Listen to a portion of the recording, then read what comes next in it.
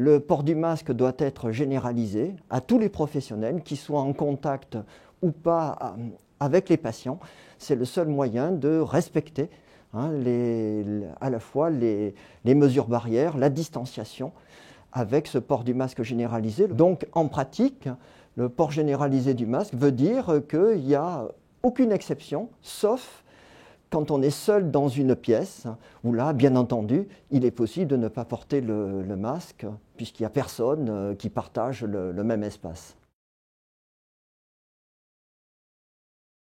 Alors concrètement, si je suis un professionnel de santé ou un professionnel en contact avec les patients, qu'est-ce que cela change? Rien ne change, je continue à porter le masque chirurgical, changé toutes les 4 heures, qui couvre le nez, la bouche et le menton, et que j'évite de manipuler par le devant du masque. Si cela m'arrive, je fais une friction hydroalcoolique des mains.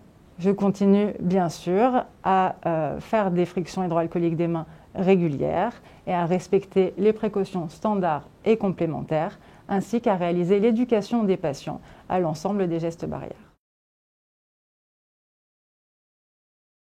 Pourquoi ce port du masque alors qu'on n'a aucune crainte de transmission aux patients? En fait, on sait que dans toute la chaîne épidémique de ce virus, il peut y avoir une transmission communautaire du virus à domicile, dans les rassemblements, les fêtes, etc. Et donc, dans notre établissement, on a également des lieux où les professionnels de santé se rencontrent.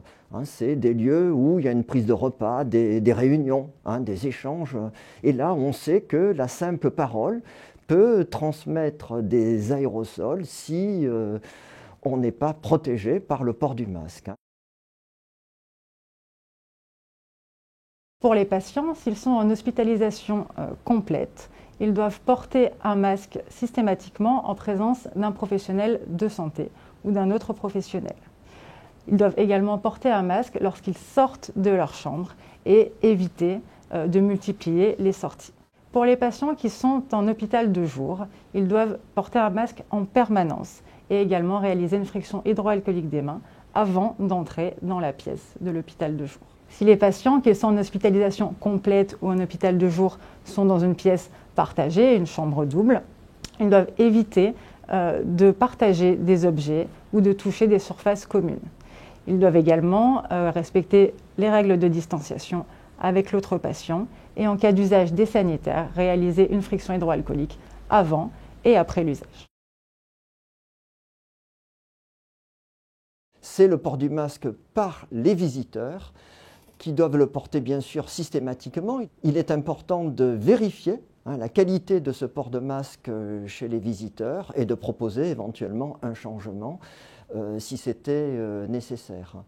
Un autre point, c'est de vérifier qu'ils n'ont pas été en contact avec un sujet positif dans les jours qui précèdent, afin effectivement de ne pas faire courir de risques à la fois aux patients, mais également aux professionnels de santé.